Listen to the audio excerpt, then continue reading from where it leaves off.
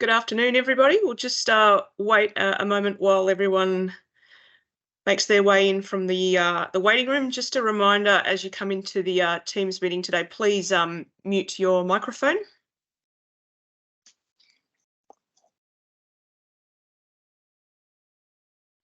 Okay, I think we can get started. Thank you, everybody, for attending today's Discovery Indigenous IN25 webinar. My name is Annika Goya, and I'm the Executive Director for Social, Behavioural and Economic Sciences here at the Australian Research Council.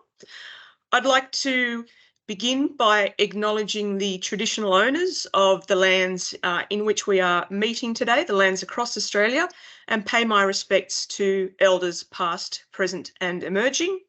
I'm teamsing in this afternoon from Sydney, from Gadigal land in the Eora Nation, and I would like to extend my respects to any Aboriginal and Torres Strait Islander peoples present here today.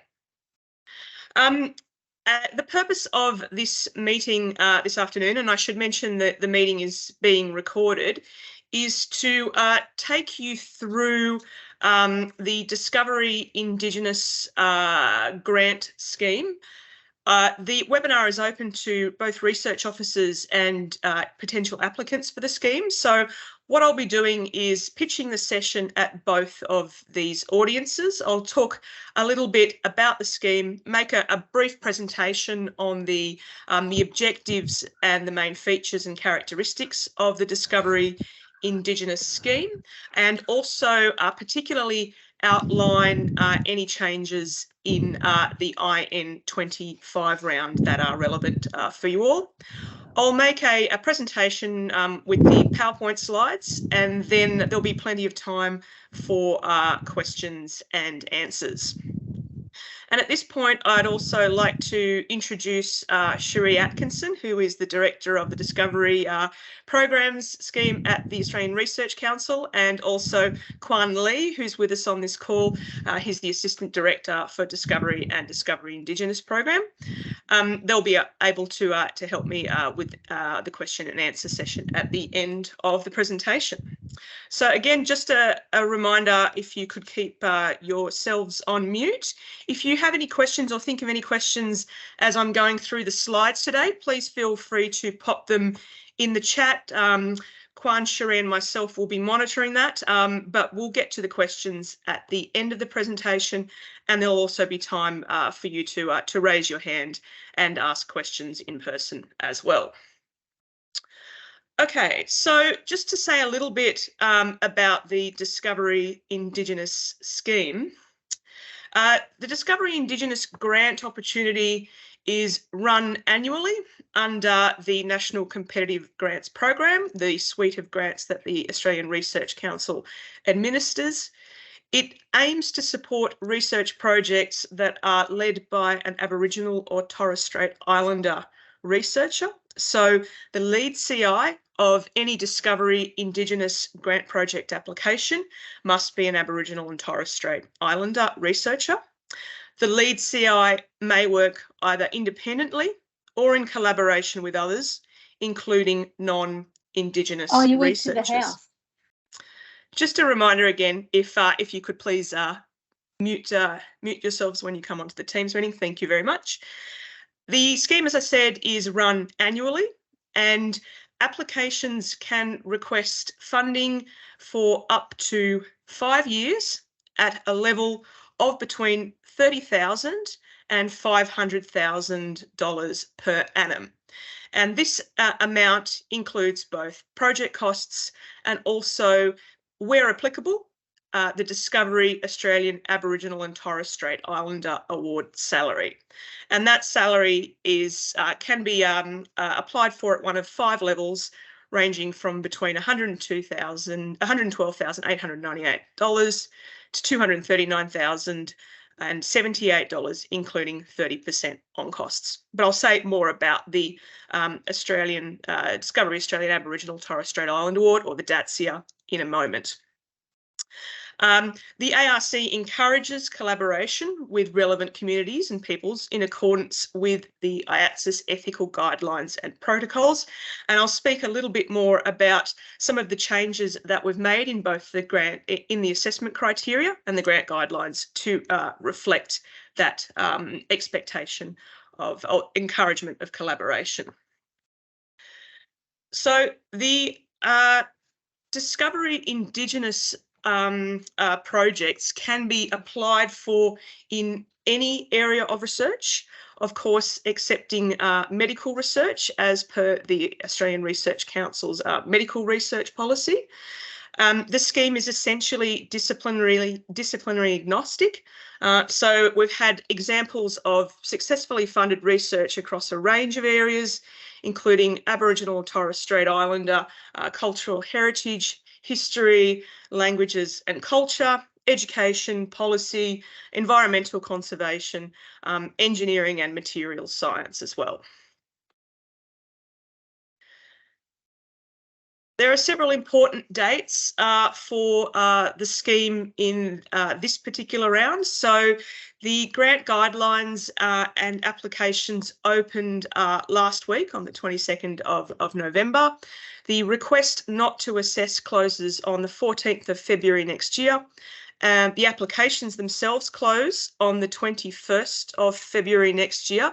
But noting for applicants who are present in this session today, your institution's research officers will most likely have an earlier internal close date. So please be aware that that will probably occur before the 21st of February 2024. The rejoinder period is between the 23rd of May to the 6th of June 2024. And the anticipated announcement for the scheme will take place between the 24th of September 2024 and the 8th of October 2024. Two key dates concerning eligibility. The grant commencement date for Discovery Indigenous is the 1st of January 2025, and the active project assessment date is the 1st of July 2025.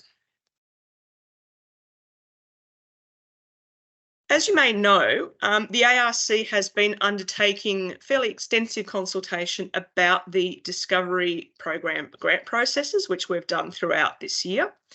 And during this review, we've heard from our stakeholders, including applicants, assessors, research officers, and research leadership through surveys and meetings with different stakeholder groups. And through that consultation process, we have made several reforms to the Discovery Indigenous grant guidelines and the application form.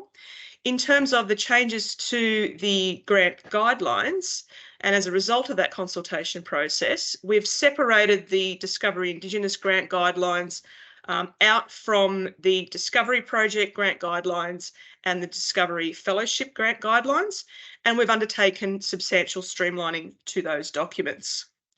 So the ARC has sought to bring the objectives, the assessment criteria and the application form into alignment.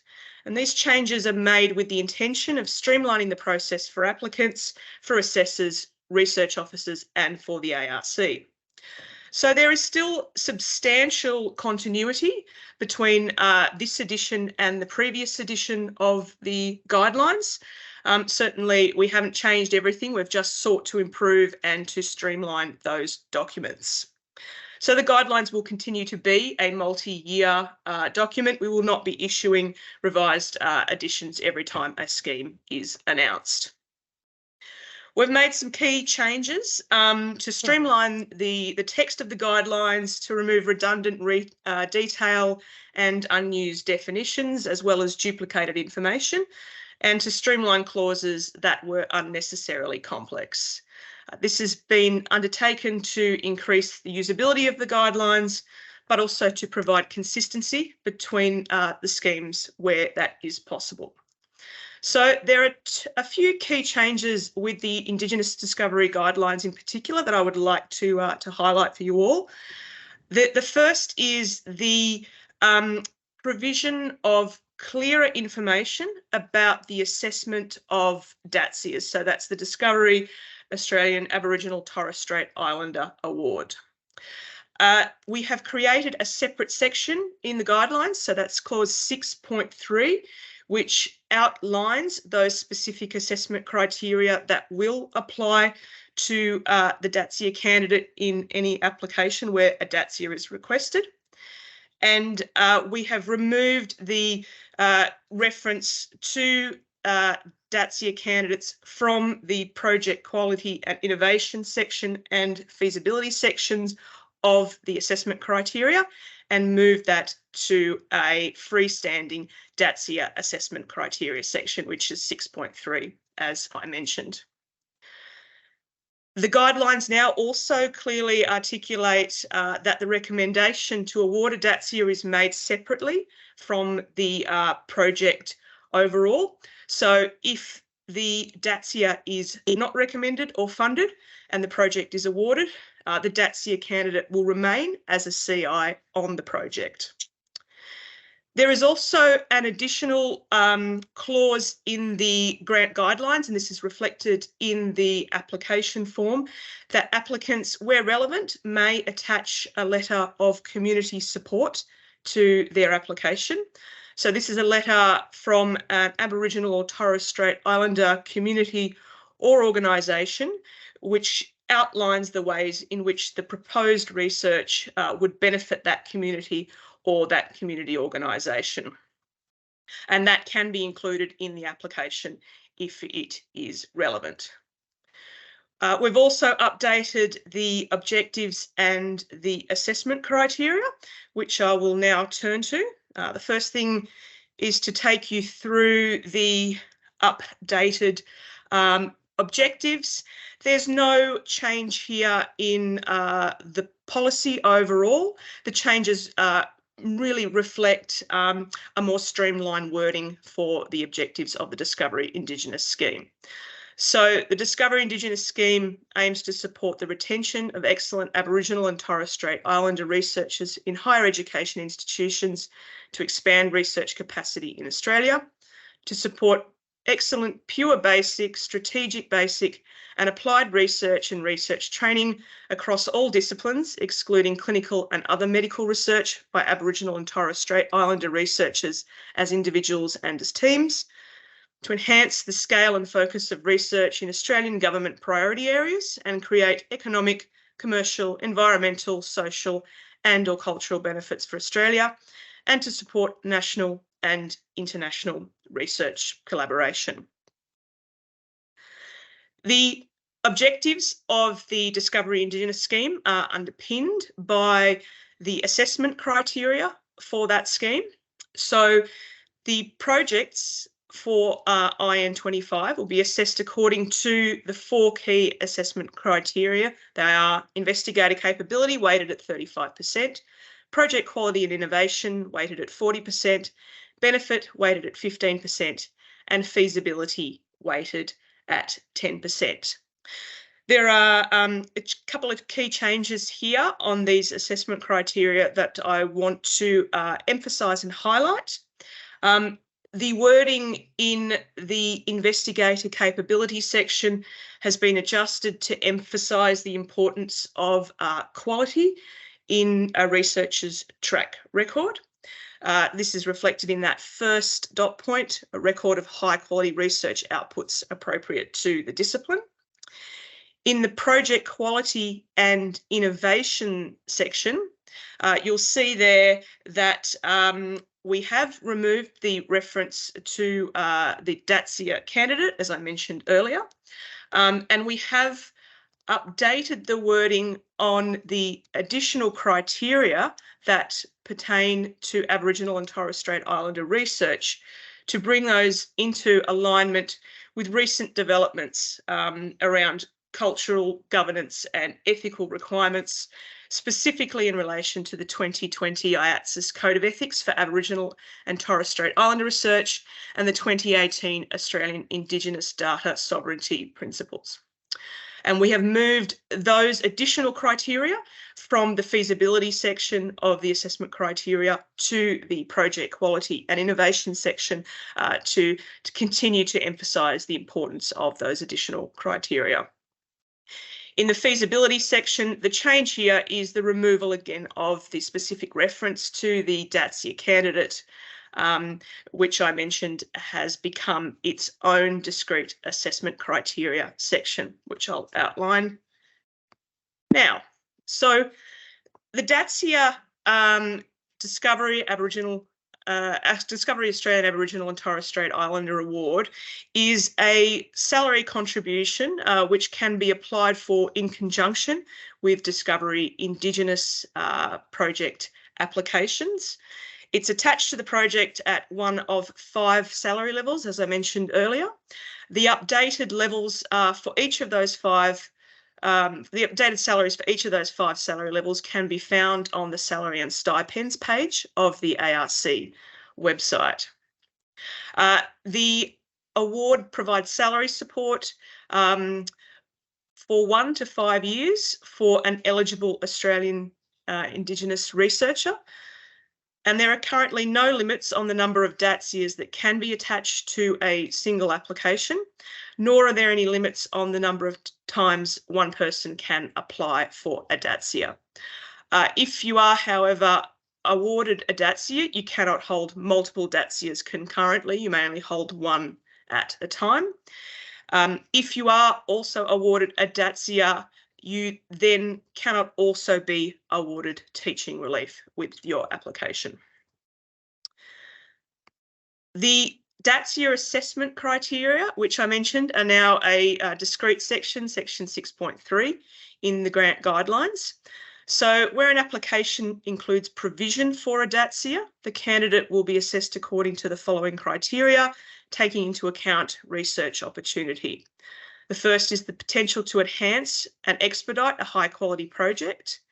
The second is the location within a suitable research environment that will support the candidate and project. The candidate's record of high quality research outputs appropriate to the disciplines. Evidence of excellence in research training, mentoring and supervision where appropriate. And their capability to build collaborations both within Australia and internationally. So applicants for a DATSIA will be able to address the assessment criteria in a one-page PDF that can be uploaded. Providing homes and jobs for people. 122,400. On mute.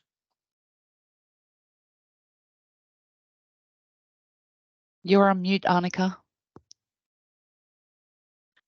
How did I manage to mute myself? That that was certainly unintentional. So you are asked to address the DATSIA assessment criteria in a specific DATSIA question. We ask that in that question, applicants focus predominantly on the first 2 of those criteria, because as you'll notice, the keen-eyed amongst you, the final 3 criteria overlap with the investigator criterion assessments for all CIs on the project. So those 3 last criteria will be able to be addressed throughout the rope sections of the application, and the DATSIA question should concentrate on addressing the first 2 of those criteria. There are a few form changes in the application form which have arisen as a result of the streamlining process. The key changes which I'll outline now are a few changes in the rope section.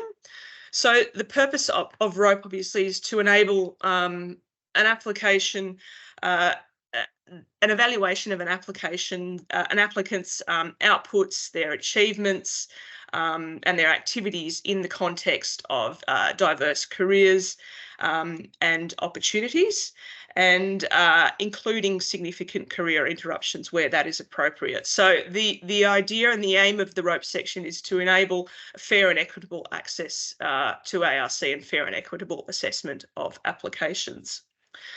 So through the consultation process that I mentioned earlier around the discovery program process review, we heard from researchers that a key concern with the existing rope was the amount of information that was asked to be provided in the application, some of which could be sensitive. So we have responded to some of those concerns by making some changes to the rope section. So the key changes that we've made is that assessors will no longer be able to view the details of an applicant's career interruptions, and instead will be shown a total amount of time for assessing the research opportunity. This is going to remove the need for applicants to write about their career interruptions in a detailed narrative form and increase their privacy, prevent also assessors from having to be shown unnecessary detail. We're also transitioning to requesting only the top 10 career best outputs in the rope section rather than 100, and this is to make sure that assessments are focused on quality rather than quantity. And then we also in the rope section have replaced the existing 5-page PDF rope upload with new questions on career highlights, providing details of career and contributions, and also supervisions. You'll notice when you look through the form that the project description has also been reduced from 10 to 7 pages, and applicants are asked to address 9 specific questions which relate specifically to the assessment criteria.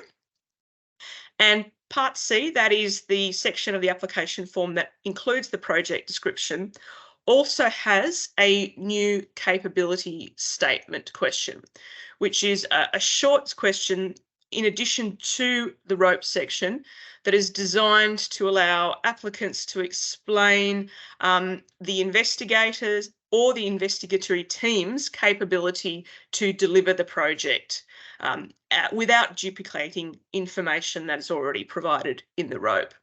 So the question should focus on the skills of the investigator or the investigator team, and their alignment between the skills and the project design, and the team's capability to deliver and achieve the project outcomes. So this section, capability statement, should be addressed by all applicants and can be addressed by all applicants, whether you're a sole applicant, sole CI, or you're a project team. And as I mentioned when I was speaking about the changes to the grant guidelines, applicants will have the opportunity to add a letter of community support outlining the benefits of the research to Indigenous community or community organisation that they are working with. If it's relevant, applicants may add multiple letters of community support if they are indeed working with multiple communities or multiple community organisations, but each of those letters must be limited to 1 page.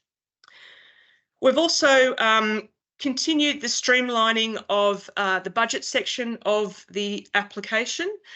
So you'll note that the requirement to enter multiple lines for the budget is only restricted to the personnel section, but you still need to fully justify your budget. And we have also simplified the teaching relief question as well. So teaching relief is no longer a set of predefined percentage options, but rather applicants should indicate the amount of teaching relief that they are applying for, and this should reflect the time of teaching relief, the amount in terms of time, but also the cost of teaching relief at the applicant's institution. So rather than selecting a level of teaching relief to apply for, we ask applicants to indicate the cost of their teaching relief up to $50,000 per annum per CI. So there's no change to the overall amount of teaching relief that you are able to request in the application. To bring things back now to the scheme in general, the Discovery Indigenous scheme typically attracts around an average of around 30 to 40 applications per year. What you see on the slide that I have here is a longitudinal depiction of the number of applications received, the relative proportion of funded and unsuccessful applications, and the success rate across the scheme as an average. So in the 11 years on this particular slide, the Discovery Indigenous project scheme has an average success rate of around 33%.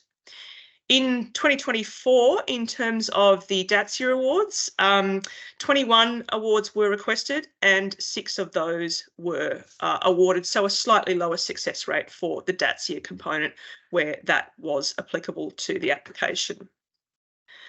As I mentioned, the Discovery Indigenous scheme is what I would describe as agnostic to discipline, which means you can apply for funding for any area of research.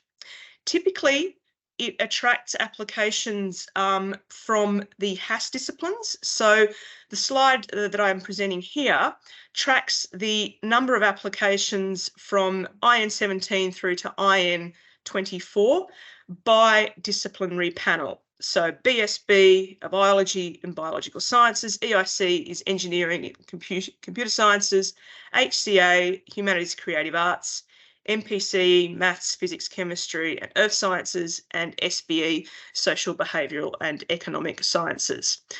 So you see that applications from the HCA and the SBE fields attract the highest proportion of applications, but it is interesting to note that overall the success rates across applications from the 5 disciplinary panels tend to be equal across those years. So there's certainly no disadvantage depending on which field of research that you come from. Information about the DATSIA scheme and the Discovery Indigenous grant scheme is available from a number of places. So you can go to Grant Connect to get a copy of the grant guidelines, the instructions to applicants and the sample form. You can also find information on the scheme from the Australian Research Website Council, which includes information on salaries and stipends, medical research policy and our ROPE policy. But I'll end the presentation here